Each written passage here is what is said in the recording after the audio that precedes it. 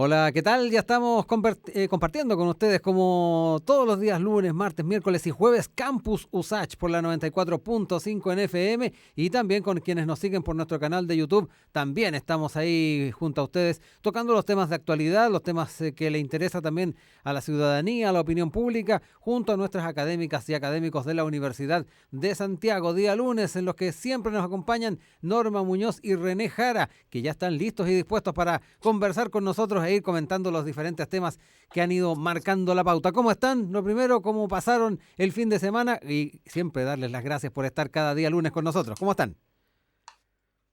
Hola, ¿qué tal? Todo muy bien. Fíjate, un rico fin de semana y iniciando esta nueva semana, pues donde van a pasar hartas cosas, Sí, bastante. hartas cosas. Siempre está ahí nutrida la pauta, René, ¿ah? Nada que hacer. ¿Cómo, cómo les va? Bueno, buenas. Bueno, yo tuve un buen fin de semana, un poquito preocupado por el tema de la Mm, sequía. ¿Eh? Yo creo sí, que es un tema que se va ya estamos casi en el 10.º día de agosto mm, y es como bien chocante que hasta alturas tengamos como un clima tan raro, ¿no es cierto? A propósito también de lo que supimos hoy día, del informe de la ONU, ¿no es cierto?, sobre el exacto. cambio climático. Creo que hay temas para preocuparse. O sea, tuve un buen fin de semana, pero al mismo tiempo preguntándome cosas, así que Sí, no, eso no deja de ser también importante desde de la perspectiva en que también la ciudadanía va proyectando esos datos, esa información, el irse dando cuenta también en el día a día, lo cambiante que ha estado el tiempo. Yo creo que a ustedes también les pasa. Uno creció con un tipo de tiempo o de clima en la región que nos haya tocado crecer y hoy por hoy el escenario es completamente distinto. A mí me pasa que con mis hijos, cuando ven llover mucho, les extraña. Y yo les digo, en otra época esto era normal. Así que de verdad que no deja de ser importante lo que dice René Norma, de qué manera también vamos asumiendo esta realidad que estamos viviendo con la falta de agua y cómo la vamos proyectando en el tiempo. Sí, pues y además también entendiendo que ya sabemos, se dijo a nivel, bueno, de Chile y a nivel Mm, mundial, de que ya consumimos los recursos que teníamos mm, para este año. Es decir, entonces además se suman otros debates, yo creo importantes. Bueno, la sequía claramente es un gran problema en Chile. A veces quizás no tratado suficiente en los medios, no se habla mm. tanto. Yo he tenido la suerte de tener estudiantes en tesinas con problemas locales, ¿no? Y me he podido enterar en detalle de problemas terribles en ciertas localidades en Chile, Sí. actuales, digamos. No es que por producto de que no llueve, sino que son problemas permanentes de sequía. Y sí, sin duda son, como dice René, uno ahí se va haciendo varias preguntas, ¿no? Sí.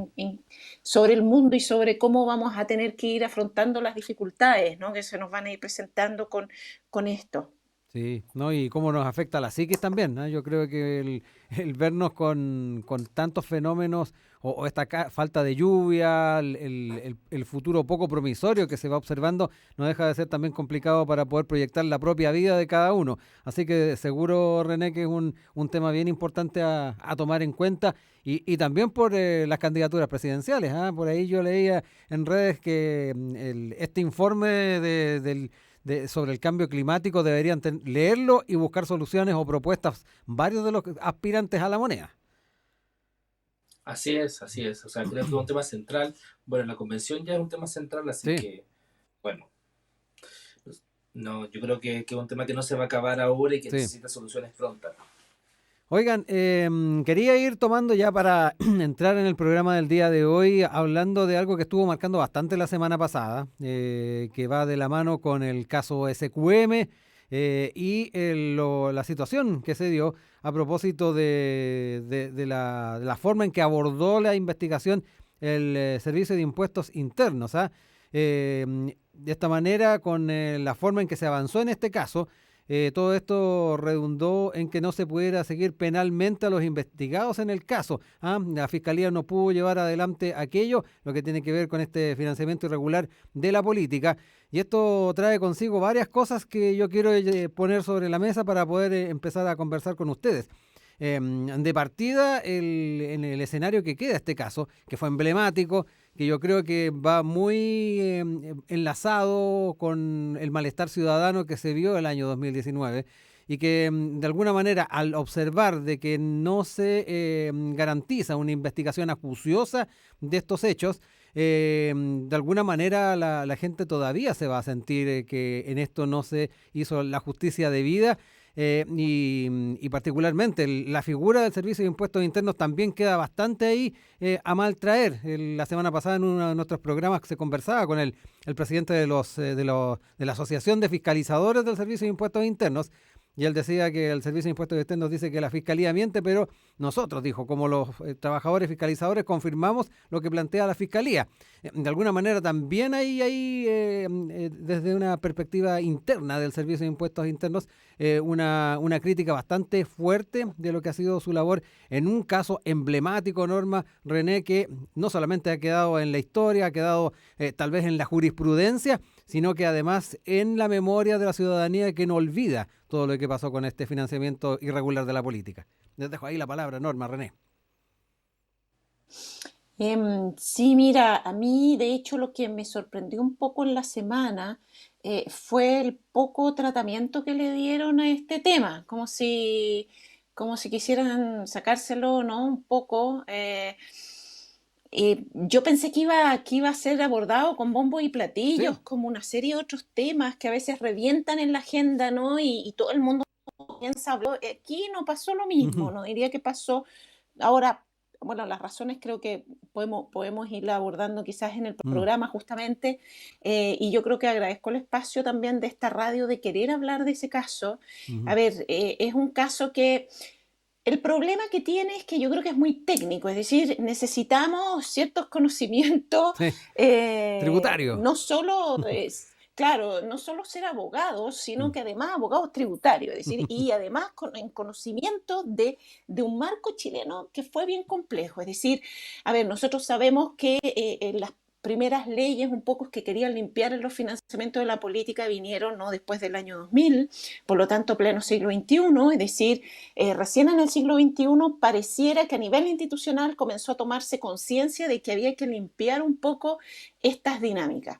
Luego, ese es el primer punto. Y el segundo punto que yo quisiera destacar, que está debajo, o sea, lo que muestra este caso muestra algo bastante particular que ya hemos hablado en otras ocasiones y que siempre viene a la palestra en el caso chileno, son las élites chilenas. Es decir, Ujú. este caso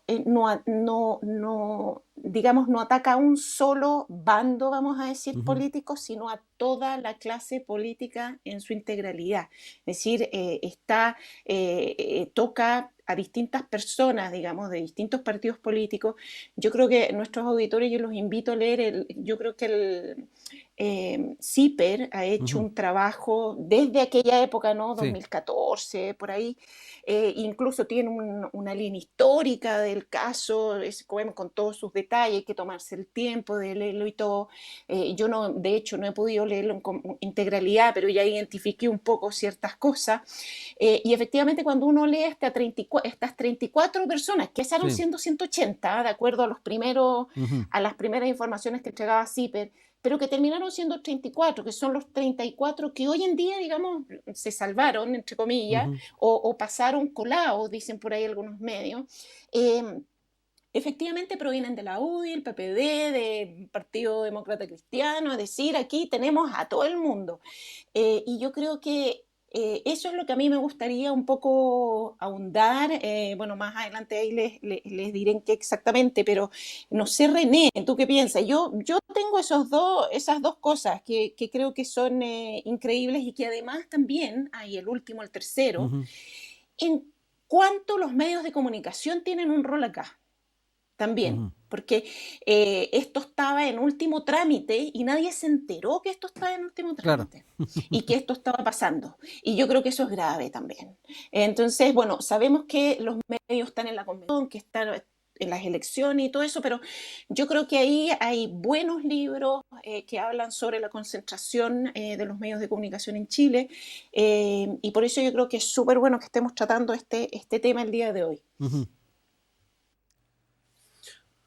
Sí, bueno, yo creo que este tema es central y yo me quisiera centrar no en las variables, digamos así, más jurídicas, sino que Sí. más bien en los efectos institucionales que tienen estos casos. En este caso, el efecto institucional de deterioro que tiene sobre una institución del Estado que es el Servicio de Impuestos Internos. Podemos recordar ahí que si hacemos una pequeña historia, una breve historia de lo que fue el Servicio de Impuestos Internos durante buena parte de los 90-2000, fue un servicio que fue muy reputado porque logró Ujú. varias cosas que los servicios de impuestos internos en Latinoamérica, por lo menos a nivel regional, no habían logrado. Por de pronto, el tema de la digitalización, donde entra muy fuerte, y en ese sentido tenía una alta valoración de Ujú. la ciudadanía. No obstante, sabemos de que hay, eh, digámoslo así, una brecha todavía a crecer, ¿no es cierto?, respecto a la forma en que recauda el Servicio de Impuestos Internos. O sea, todavía se puede recaudar más y mejor. La tasa de recaudación que tiene el Servicio de Impuestos Internos es mucho mejor que la que tienen muchos otros servicios Sí. similares en otros países de América Latina. En ese sentido era, digámoslo así, para instalar una idea, un orgullo nacional, junto con otras instituciones también. Y llega este caso, ¿no es cierto?, que involucra, ¿no es cierto?, a personeros específicos. Acuérdense que también hubo directores, ¿no es cierto?, que salieron por este tema, que fueron muy cuestionados, que hoy día van quedando un poco en esa trama más larga Ujú. que podemos ver si hacemos una mirada retrospectiva. Personeros también de la concertación, de gente muy, muy importante, que van cayendo a propósito, ¿no es cierto?, del despliegue de esta trama de estos operadores políticos, ¿no es cierto?, como se les llamó en su momento, que lo que hacían era básicamente redestinar recursos para campañas electorales. Yo creo que ahí, por supuesto que hay un tema jurídico que uno se pregunta, Ujú. la ciudadanía se pregunta, bueno, ¿por qué no se sigue en ese caso y de alguna manera se perpetúa esta idea de que los delitos de cuello y corbata no son perseguidos? Y eso genera una sensación de justicia muy importante, eso es un punto central. Pero también está el tema de cómo este tipo de casos también generan un daño a las propias instituciones que se encuentran ahí coludidas. Es Sí. como si fuera un mensaje bien, bien dañino, porque cuando las instituciones hacen su pega, que es, digámoslo así, fiscalizar, eh, investigar, ¿no es cierto?, de dónde provienen los recursos, justamente para evitar de que haya evasión fiscal, para evitar de que haya un mal uso, ¿no es cierto?, de las famosas boletas ideológicamente falsas. No sé si se acuerdan del Sí. famoso dicho, era muy divertido escucharlo en los medios, como se impuso, ¿no es cierto?, una figura que en realidad no existe. Básicamente son boletas que se dieron sin prestar los Sí. servicios. Y eso va generando, ¿no es cierto?, un daño a la institucionalidad que yo pienso que es un daño profundo. O sea, un daño Ujú. profundo porque de alguna manera también daña no solamente a esos 34, 54 personas que nombraba Norma, que probablemente van a quedar ahí en ese Ujú. archivo, ¿no es cierto?, de los casos de corrupción más bullados del siglo XXI, del principio del siglo XXI, pero además genera un daño institucional. Yo creo que ese daño todavía no está aún totalmente dimensionado.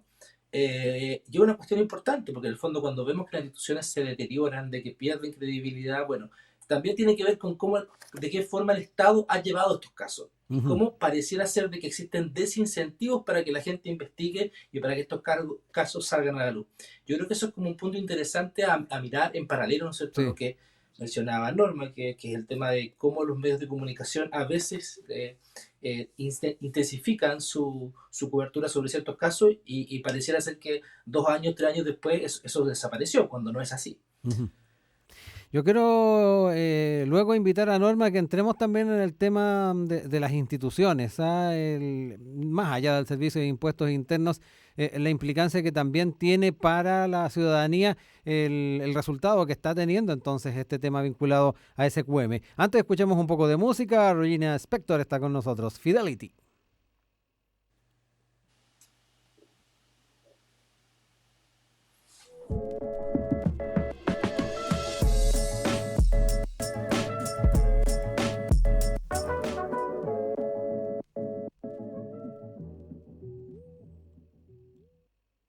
Ya de vuelta con ustedes acá en Campus USACH por la 94.5 en FM y también con quienes nos siguen en nuestro canal de YouTube Estamos hoy día con René Jara y Norma Muñoz, comenzando la semana y tratando distintos temas muy importantes para nuestra opinión pública. Oye, Norma, a propósito de esta decisión de no perseverar por parte del Ministerio Público en el caso SQM, la alusión también que se hace de las características de la querella que tenía, que había hecho el Servicio de Impuestos Internos, que era insuficiente para poder ir avanzando en aquellos involucrados a los que también tú aludías en el bloque anterior.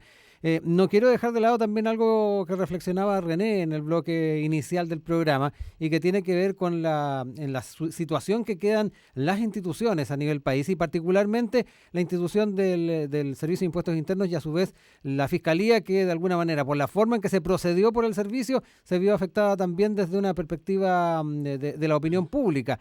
Y esto lo quiero hacer bastante hincapié porque, y lo decía al principio del programa, en la introducción del programa, la gente está ávida de que se puedan ir corrigiendo cada una de esas conductas que han sido ampliamente criticadas, que está poniendo muchas fichas en lo que va a pasar con la Convención Constitucional, pero que también ha puesto bastante expectativa en lo que puedan aportar y significar en el futuro fallos que se vayan dando por parte de la justicia y en este caso la forma en que trabaje, por ejemplo, la Fiscalía.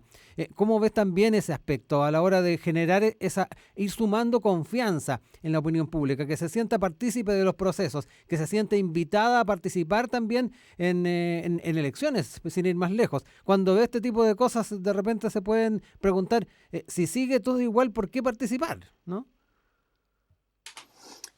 Exactamente, creo que lo que hablaba René, lo que Rodrigo efectivamente pone un punto fundamental en el contexto Ujú. actual de desconfianza, ¿no? De la desconfianza que existe, el alejamiento que existe entre la clase política y la ciudadanía, la poca confianza que hay en las autoridades y en nuestras instituciones. Ujú.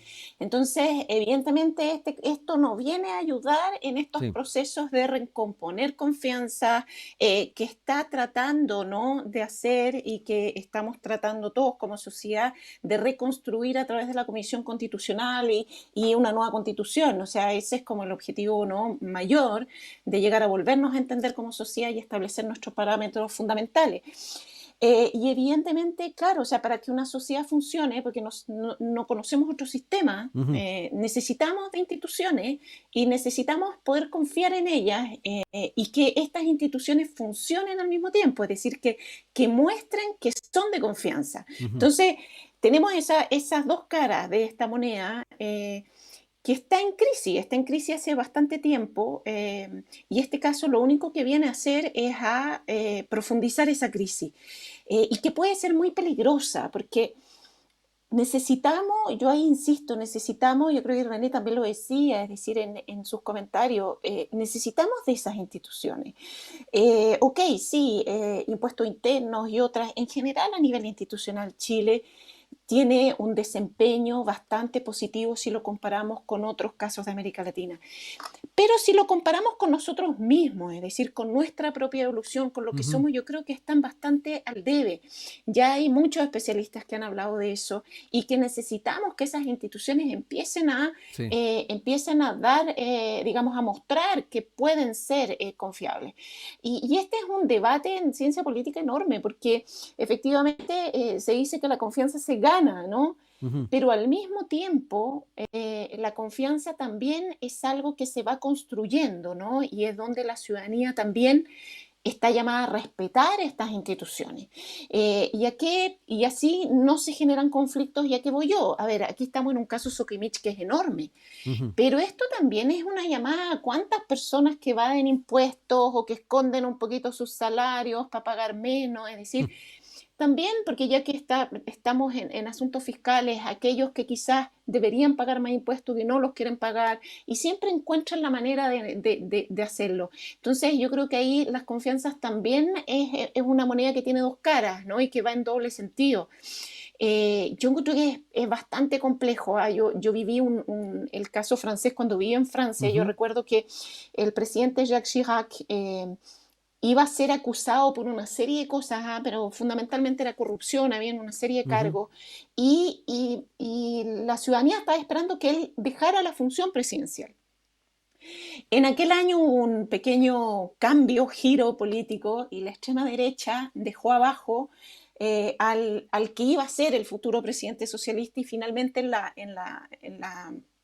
la primera vuelta presidencial salió Chirac y salió esta persona de extrema derecha.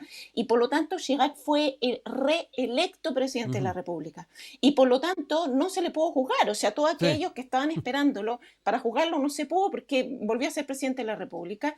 Entonces, ¿y a dónde voy? Él murió hace poco, nunca fue juzgado, y murió con honores de Estado y todo. ¿Y por qué se hizo? A ver, no critiquemos el hecho. ¿Por qué se hizo? Porque si bien ahí hubo justamente el cuidemos la institucionalidad presidencial, él efectivamente no se sabe porque no fue juzgado, por lo tanto no se sabe si eso Sí. era o no era así, pero habían sospechas, pero finalmente como nunca pasó nada, tenemos que las confianzas se van construyendo, pero también se deben respetar, ¿ya? Y ahí había, yo no sé si soy clara en este ejemplo y quizás no es el mejor, pero había un esfuerzo de guardar la figura presidencial que no se deslegitimice. Sobre todo, ¿por qué? Porque sabemos que, bueno, en Europa viene la extrema derecha con fuerza, y si se deslegitima la función presidencial, va a ser cooptada por los populismos, por las extremas derechas, por una serie de personajes que no respetan para nada los principios democráticos, y todo el mundo lo sabe, pero que ganan elecciones por la rabia que la ciudadanía tiene. Entonces, aquí yo me voy al caso chileno. ¿Por qué? No, cuidado, no porque yo diga que se está protegiendo algo aquí, no. Yo creo que aquí las instituciones lamentablemente nos fallaron a todos, y cada uno de los chilenos y chilenas no cumplieron las expectativas, no hicieron lo que debían hacer. Es decir, aquí habían casos de corrupción claros, y que se utilizó lo que existe mucho en América Latina, vacíos institucionales donde se pueden entrar, ¿no?, para poder parar esto. Y que esto, lo que se paró el día de hoy, fue escrito en CIPER creo que fue un artículo del 2015, si no me equivoco, de cómo se estaba preparando el frenar esto, ¿ah? O sea, y lo explicaban con pera y manzana. Entonces, y efectivamente pasó. Yo encuentro que ahí hay que tener mucho cuidado, porque la ciudadanía, nosotros, todos los chilenos, nos vamos a terminar cansando, y eso es peligroso, porque necesitamos respetar esas instituciones. ¿Por qué? Porque esas instituciones tienen que seguir funcionando, y yo creo que aquí los medios no han hecho el suficiente llamado a que ellas deben hacerse respetar, es decir, deben hacer lo que están mandatados a hacer por ley. Sí. Y claro, y que aquí tenían un caso que juzgar, es decir, efectivamente había un problema, parece por ahí, que efectivamente era el director de impuestos internos quien tenía que, al parecer, hacer el último acto, y que al no hacerlo se cae todo el proceso. Uno se dice, pucha, nuestras instituciones dejamos todo en manos de una sola persona que pueda decidir el futuro. Y yo creo que ahí hay un llamado también para reflexionar respecto a lo otro que decías tú, que era este debate ya constitucional, a las expectativas que está generando en la ciudadanía, que son altas, y efectivamente la construcción de una constitución no nos va a resolver todos los problemas. Exacto. Pero sí, en este punto hay cosas que se pueden establecer a nivel constitucional para que no vuelva a ocurrir que todo quede en una sola persona. Exacto. Aquí, René, también es fundamental el hacer el análisis de tratar de no sobrecargar también a la propia convención. Aquí hay elementos que tranquilamente en este mismo proceso se pudieron ir zanjando, si es que efectivamente se hubiesen llevado adelante las querellas como se esperaba por parte de la Fiscalía. Por ahí también revisábamos opiniones de uno de los querellantes, Mauricio Daza, que él decía que la figura del director del Servicio de Impuestos Internos, Fernando Barraza, estaba para garantizarle a la clase política que no iba a ser investigada por estos hechos. Ahí nos encontramos también con el tipo de nombramientos que se hacen dentro de esta institución. A mí me da la impresión de que en muchos casos que generan malestar en la ciudadanía hay trámites o hay fórmulas que se podrían llevar adelante por parte de las propias instituciones que podrían facilitar y acelerar las reformas y la recomposición ante la opinión pública de su quehacer. Pero aún así siguen cometiéndose errores y seguimos sobrecargando el trabajo, ya sea a la convención o a otros elementos que vayan surgiendo en el futuro. Sí, bueno, habría que decir de que la solución, ¿no es cierto?, de estos casos es una solución que no es fácil, ¿ah? Ujú, Porque probablemente son los casos más complicados de trabajar, ¿no es cierto?, de resolver en términos institucionales. Uno de los ujú, casos más, combatir la corrupción, digámoslo así, como una política de Estado, es probablemente el leitmotiv o el caballito de batalla, ¿no es cierto?, de todos los gobiernos. Ahora, mm, ninguno tiene la fórmula mágica. ¿Y por qué? Porque esto es lo que se llama, en América Latina pues, sucedía mucho también, y vuelvo a ser el punto regional porque me parece que es mm, importante para ir matizando, ¿no es cierto? Se usaba mucho, ¿no es cierto?, la categoría, ¿no es cierto?, de judicialización de la política, es decir, de cómo los tribunales, ¿no es cierto?, de alguna manera intervenían en la política y cruzaban esa línea, ¿no es cierto?, porque también los tribunales como administradores de justicia, ¿no es cierto?, tienen la capacidad, ¿no es cierto?, de poder influir en el poder político y en ese sentido son una parte interesada. ujú, Entonces, de alguna manera, esta judicialización de la política lo que produce finalmente cuando hay estos delitos, por ejemplo, económicos, pero que también involucran, ¿no es cierto?, intereses políticos, lo que genera finalmente es una especie de punto muerto, ¿no es cierto?, como decía sí. Norma, un punto, digámoslo así, un vacío legal que lo que hace justamente es que se influencien, y eso, esto pasa en todas partes del mundo. ¿Ah? No quiero desdramatizar con esto, pero yo diría que es de muy difícil resolución este tipo de casos. Norma mencionaba el caso francés, pero uno también podría ir, por ejemplo, al caso español, ¿no es cierto? Ujú, Podríamos ir a ver Estados Unidos.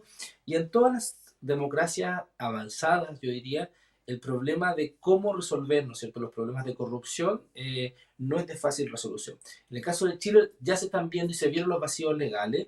Yo creo que hay muchas cosas para atrás que simplemente no las vamos a conocer porque no se estudiaron. Habría que ujú. estudiarlas ahí y ver de qué manera se influenció. Porque yo me pregunto si, por ejemplo, el financiamiento político durante todos los 90, qué tan regular fue, porque evidentemente ahí no había una norma. Mm, Y justamente si miramos para atrás, lo que se produce en el año 2000 es una norma para el financiamiento político que intentó en parte resolver el problema de cómo se financia la actividad política y que al mismo tiempo generó en paralelo estos incentivos para salirse de la norma y poder generar dinero irregulares, ¿no es cierto? Entonces, yo creo que si lo vemos con un poquito más de rigor, con un poquito más de profundidad, vamos a ver de que es difícil y que no solamente tiene que ver con la institución, en este caso el sí. Servicio de Impuestos Internos, sino que también con cómo se lleva estos casos. Por eso yo iba al tema institucional. Quizá no es bueno, y aquí una opinión Ujú, básicamente, casi como ciudadano, aquí me quito el gorro de académico, casi como ciudadano yo diría que no es bueno que esa decisión final recaiga solamente sobre un director de servicio. Sería ujú, bueno que esos casos pasaran por un otro tipo de tratamiento y quizás ahí la legislación es lo que nos puede ayudar. Que sea mucho más independiente del poder político, porque si es el servicio de impuestos internos, y sabemos que el servicio de impuestos internos, el director, ¿no es cierto?, de turno es nombrado por la presidencia y por lo tanto es un funcionario, digamos así, de confianza del Ejecutivo, evidentemente que eh, va a tener de alguna manera una presión muy grande para poder actuar con libertad frente a estos casos. Y ujú. al mismo tiempo, creo que el sistema de alta dirección pública no, no da garantías, ¿no es cierto?, de que esto suceda. Yo preferiría que fueran los tribunales los que lo mencionaran. Que me disculpen, yo sé que se han hecho un Ujú, montón de avances en el tema de la ADP, pero creo mm, que en este caso en particular, por ejemplo, nos damos cuenta de que es mejor que la vía sea la judicialización de la política y de estos ujú. tipos de casos de delito económico, más que una gestión por el propio órgano que está fiscalizando y que tiene, digamos así, muchos intereses de por medio, que está cruzando Ujú. muchos intereses. Nosotros queremos invitarlos a que sigan con nosotros. Estamos en Campus USACH con Norma Muñoz, con René Jara. Vamos a seguir también compartiendo con ustedes la buena música el día de hoy. Vamos a ir ahora con lo que nos trae Fernando Milagros, reina japonesa, y ya estamos de vuelta acá en Campus USACH.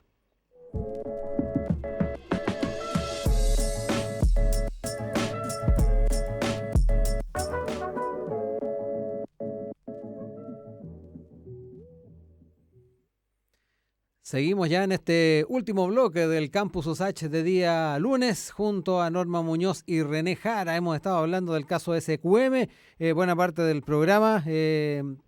Tratamos de ahí también de darle una un análisis que tal vez no se observó demasiado en las diferentes propuestas que se fueron observando por parte de los medios de comunicación la semana pasada, pero también quiero entrar en otro tema y que tiene que ver también con la presidencial, que hemos estado comentándola desde hace bastantes semanas con los diferentes hechos que se han ido sucediendo, los resultados de la primaria en su momento de Chile Vamos, lo que pasó también con Apruebo Dignidad, la atención que también estamos poniendo con el proceso que se va a ir dando el día 21 de agosto con Unidad Constituyente, pero los nombres siguen sumando para la papeleta y se estaba bastante a la expectativa de cuál iba a ser la posición que tomara la lista del pueblo en torno a esta presidencial y en caso de participar en esta elección, quién iba a ser la persona o el candidato elegido para encabezar entonces a la lista. Se había hablado en algún momento del alcalde de Valparaíso, Jorge Sharp, pero finalmente se decantó este tema en la candidatura del exdirigente de los mineros, también quien fuera agregado cultural en España durante uno de los gobiernos de la presidenta Bachelet, Cristian Cuevas. Y esto no ha estado exento también de tensiones en la interna de la propia lista del pueblo. En algunos ha generado también algunas acusaciones de operación política. Quiero también entrar en este tema. Se siguen sumando los protagonistas de la presidencial. Norma, René, yo no sé con qué sensación también se quedan respecto a la propuesta que surge de la lista del pueblo. A la luz de esta elección y tomando en cuenta, y eso también yo quiero hacer ahí bastante hincapié, del rol que ha tenido esta lista en la convención, pero de verdad que también hay bastante incertidumbre de cómo le puede ir también en la presidencial. Lo hemos hablado en más de alguna oportunidad. De la convención, la ciudadanía la miró con otro prisma. No sé si van a mirar a la lista del pueblo de la misma forma en la presidencial. Una excelente pregunta. Creo que vamos a tener que esperar. Yo creo que va a llegar a la papeleta, sin duda, alguien representante de la lista del pueblo. Vamos a ver cómo se resuelve, si con algunas alianzas o no. Pero yo creo que en esa elección vamos a saber, él va a tener, digamos, todas estas nuevas participantes dentro de la política chilena. Pienso que, claro, la Convención Constitucional abrió el camino a nuevas representaciones, a nuevas caras, a nuevas alianzas de la política, que sin duda se entiende que comiencen a buscar una proyección más a largo plazo.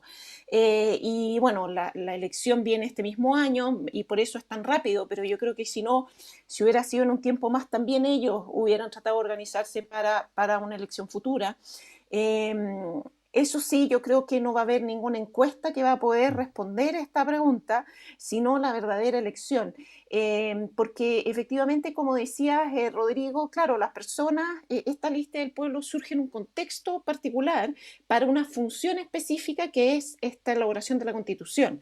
Y vamos a ver si las personas luego, o sea, a ver si las personas luego le entregan su confianza y en qué porcentaje a esta misma lista, o sus alianzas, digamos, que lograran establecer.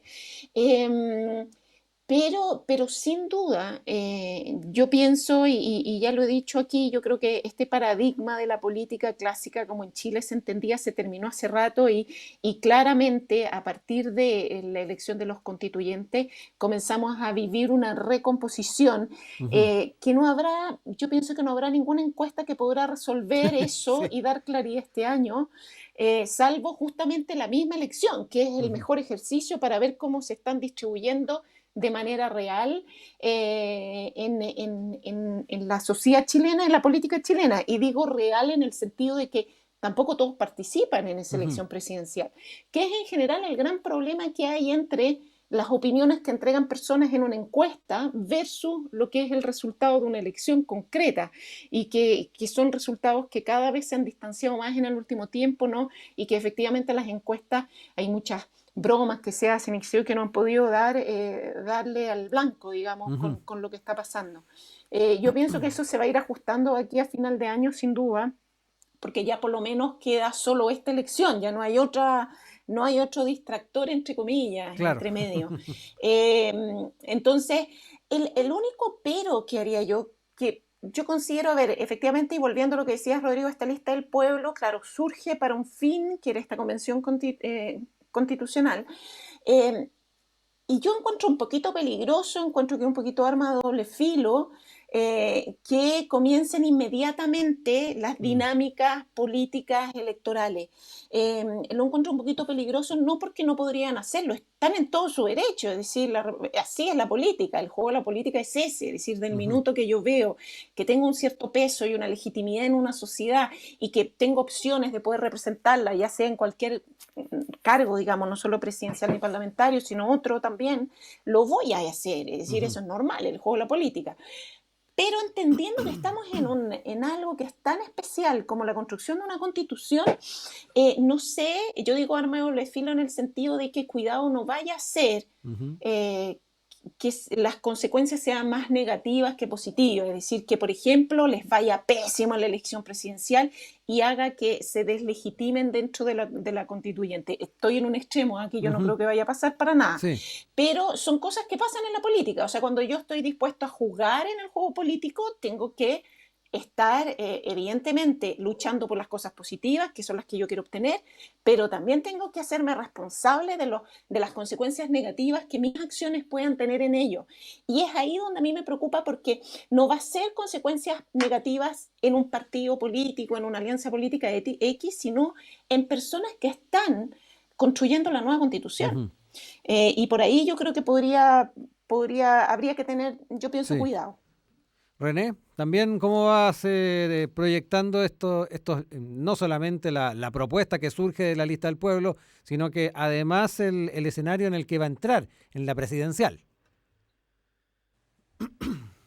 Mira, yo creo que, bueno, la decisión me pareció un poco, no sé si sorpresiva, porque no Ujú, creo que sea sorpresivo, creo que se trata de una persona que tiene bastante trayectoria, ¿no es cierto? ujú. Cristian Cueva como dirigente primero, ustedes tienen que acordarse, ¿no es cierto? Los Sí. auditores también, un dirigente del subcontrato, fue una de las primeras Ujú, personas que visibilizó el tema del subcontrato, que era un tema muy, muy invisible, ¿no es cierto?, durante buena parte de tiempo sí. en la gran minería en Chile, eh, que tuvo también un protagonismo, que ha tenido una trayectoria política relativamente destacada, ha tenido coqueteos también para presentarse a algunos cargos de representación popular, por lo tanto, me parece que desde ese punto de vista es Ujú, una persona con una trayectoria que acorde, ¿no es cierto?, a las pretensiones que se plantean, pero me quedan hartas dudas respecto a, primero, el discurso, ¿no es cierto?, de la lista de la prueba, que de alguna manera había reivindicado esta idea de la independencia casi prístina, ¿no es cierto?, ujú, de sus representantes, ¿no es cierto?, una especie de delegados del pueblo. Eh, por un lado, eso me parece entonces que de alguna manera se produce ahí una contradicción, entendiendo que también, y en ningún caso es incompatible esa representación con las trayectorias políticas que me parecen ujú. absolutamente legítimas, sobre todo si vienen de movimientos sociales. Por otro lado, me parece que eh, la forma en que se comunica esto, yo vi el comunicado, ¿no es Sí. cierto?, en una especie de documento muy, muy, muy lacónico en donde se expresaba que había casi la mitad de las personas que habían participado en esa reunión, que fue una asamblea con algo así como 80 personas, habían Ujú, votado o se habían abstenido, ¿ya? O sea, claro. había una opción que era la abstención, lo que me parece absolutamente raro como Ujú, mecanismo electoral, porque la abstención es simplemente no participar, pero no sí. puedo votar por abstenerme. Eh, y me parece raro cómo se resolvió desde ese punto de vista. Y he escuchado varios comentarios al respecto. Entonces, también me parece que la forma aquí tiene relevancia, sobre todo por el discurso que ellos instalan.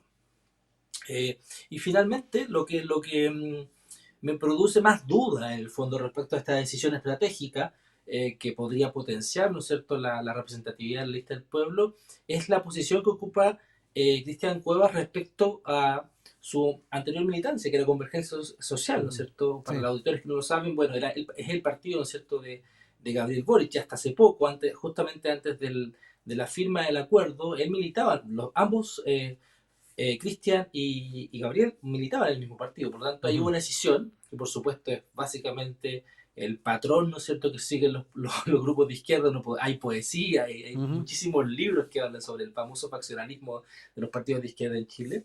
Bueno, es natural, por lo tanto, pero al mismo tiempo lo que no leo estratégicamente bien es de qué manera la lista del pueblo propone un candidato que va a ir a comer de alguna manera o tomar agua del mismo río que podría tomar Gabriel Boric. En ese sentido me parece que hay ahí una lectura que no alcanzo a ver si Ujú. es competir realmente con Boric o potenciar quizá la unidad de una izquierda. Y en ese sentido la lista del pueblo se tiene que hacer de alguna manera responsable, ¿no es cierto?, de esa decisión, la cual me parece problemática, estratégica, quizás una buena decisión, no lo puedo ver, por eso planteo mis dudas Sí. eh, de cara, ¿no es cierto?, a lo que va a ser la primaria, o sea, perdón, la La primera primera vuelta de la vuelta elección ya. presidencial. Ujú. Norma, nos quedan ahí 5 minutos como para repartir, no sé, dentro de lo que planteó René sobre lo estratégico o no de poner un nombre como Cristian Cuevas dentro de lo que es la lista del pueblo. No sé si tienes también ahí algún elemento que aportar. Mira, más allá de si él estaría bien o no, si es que él representa bien o no, yo fíjate, haría una observación respecto a una cosa un poco más general de ¿Ya? cómo se está comportando o cuál es la estrategia de esta lista del pueblo hacia fin de año Ujú. y este como reclutamiento que está haciendo vía internet para hacer una lista parlamentaria con reglas súper específicas y que si nosotros no lo elegimos no tiene derecho a alegato, o sea, con un lenguaje bien particular, bien autoritario aparte, a reflexionar a cómo están organizando y percibiendo su rol dentro ya de la política chilena, ya fuera de la convención, ¿eh? Ya esta Ujú. cosa dentro de como si fuera, yo trato de pensarlo como si fuera un partido político aunque no lo sea, es decir, Ujú. es lo que está jugando, ¿no? Quiere jugar en las grandes ligas, llegar a la presidencial con una lista parlamentaria eh, y vamos a ver cómo se va a desarrollar. Creo que van a haber varios aprendizajes de esto. Es algo que se ha hecho en varios países, algo que yo conocí bastante de cerca también ¿Ya? en Francia. Macron hizo algo similar, no tan autoritario, pero similar, digamos, que se puso justamente a buscar representantes que quisieran ir en su lista parlamentaria, junto con la presidencial, le funcionó, de hecho Ujú. tuvieron la elección de un gran porcentaje de los candidatos que iban dentro de la lista en marcha, esa lista Ujú. parlamentaria,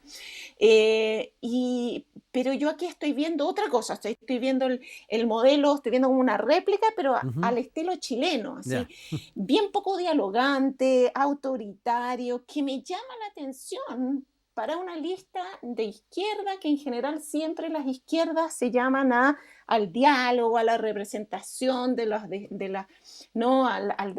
Defender la desigualdad, es decir, una serie de valores y principios que lamentablemente yo por lo menos no Ujú. veo en esas instrucciones que de hecho están, quizás nuestros auditores lo han visto, los que no, uno va a lista del pueblo ¿qué es lo que era? .cl o .org, no recuerdo, y ahí está, digamos, Ujú. claramente establecido, uno pincha y están todas las instrucciones súper claras. Eh, y vamos a ver, yo creo que es un gran ejercicio acá Sí. para, por lo menos yo como cientista político, oye, a ver qué va a pasar de aquí a fin de año. Y me parece interesante de todo Sí. punto de vista y justamente paradoxal este asunto que sea una lista de izquierda que pone reglas sumamente autoritarias. Me parece Mm. un poco, bueno, paradojal. Ujú. René, para ir cerrando ya, nos quedan ahí los últimos minutitos para ir cerrando algunas ideas.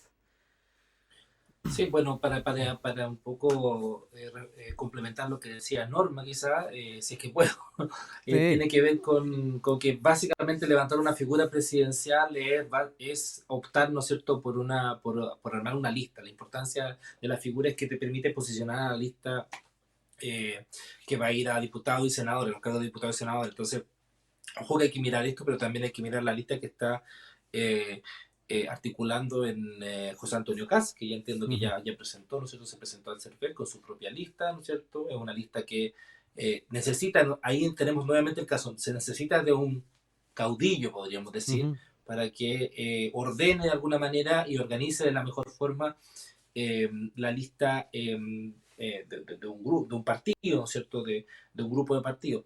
Yo creo que eso va a ser fundamental porque hay que pensar de que la forma en que se va a dar la elección parlamentaria no es la misma elección, no es bajo los mismos parámetros, ¿no es cierto?, que se va a la elección, se dio la elección de constituyente. Y desde ese punto de vista, el tema de la dispersión es algo que están mirando muy de cerca los partidos políticos. Entonces, el tema de cómo se arma la lista y cómo se omiten en algunos lugares y se arman fórmulas, ¿no es cierto?, más complejas, podría necesariamente ir en favor, ¿no es cierto?, de una postura un poco más tradicional de la política. Yo creo que aquí están mirando con mucho más precaución el tema de la lista, sobre todo los partidos políticos, Sí. y en ese sentido la lista del pueblo tiene que ofrecer una oferta similar que vaya a competir y que sea competitiva en esos espacios. Así que necesitaban sí o sí una figura presidencial, y me parece que por lo menos desde ese punto de vista lograron tenerlo. No sé cómo se va a resolver Sí. el tema de si va a haber una Claro. ratificación ciudadana, en fin. Bueno, eso también veremos. Mm. Norma, René, como siempre, gracias por ese tiempo que tienen para estar con nosotros todos los días lunes, ir analizando estos temas y bueno, cordialmente invitados a que estén con nosotros la próxima semana nuevamente. ¿Ah? Un abrazo, que estén muy bien. Un abrazo, chao, buena Rodrigo, semana. Chao, chao chao. Norma, que estés bien, hasta luego. Y así empezamos a cerrar la edición del día de hoy, agradeciendo como siempre el que estén con nosotros, ya sea en la FM o en YouTube, y con la cordial invitación a que vuelvan a estar con nosotros, ya sea el martes, el miércoles o el jueves, con otro Campus USACH. En YouTube pueden seguir revisando además las ediciones anteriores, siempre están ahí disponibles para que puedan volver a escuchar alguno de los distintos contenidos de nuestros programas. Nos despedimos escuchando en la música lo que nos trae particularmente Ajá. I've Been Losing You, y cerramos este Campus USACH. Hasta una próxima edición.